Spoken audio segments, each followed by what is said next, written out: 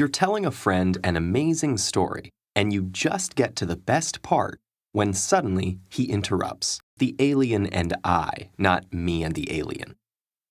Most of us would probably be annoyed, but aside from the rude interruption, does your friend have a point? Was your sentence actually grammatically incorrect? And if he still understood it, why does it even matter? From the point of view of linguistics, grammar is a set of patterns for how words are put together to form phrases or clauses, whether spoken or in writing. Different languages have different patterns. In English, the subject normally comes first, followed by the verb and then the object, while in Japanese and many other languages, the order is subject, object, verb. Some scholars have tried to identify patterns common to all languages, but apart from some basic features, like having nouns or verbs, few of these so-called linguistic universals have been found.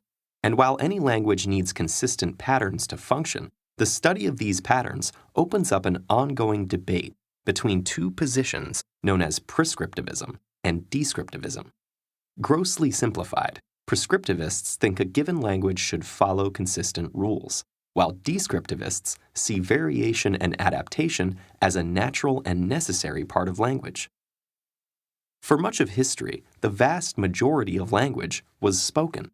But as people became more interconnected and writing gained importance, written language was standardized to allow broader communication and ensure that people in different parts of a realm could understand each other.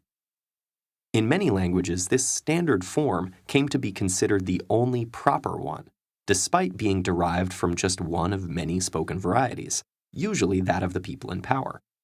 Language purists worked to establish and propagate this standard by detailing a set of rules that reflected the established grammar of their times.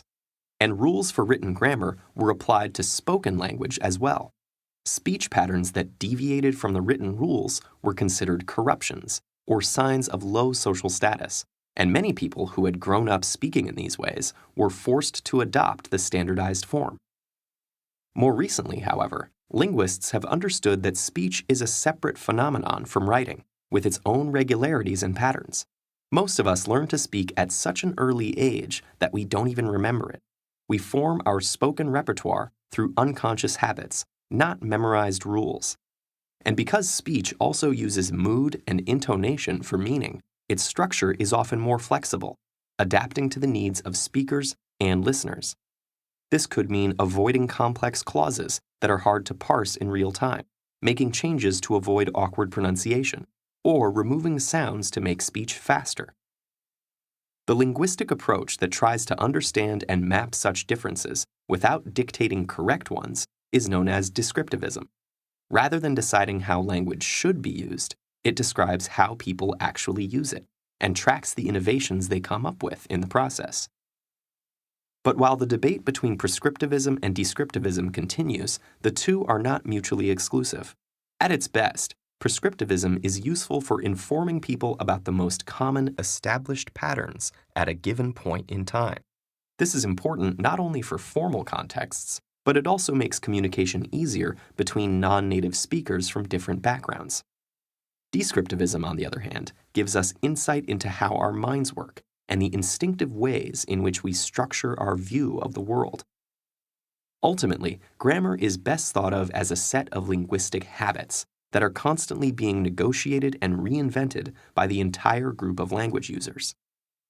Like language itself, it's a wonderful and complex fabric woven through the contributions of speakers and listeners, writers and readers, prescriptivists and descriptivists from both near and far.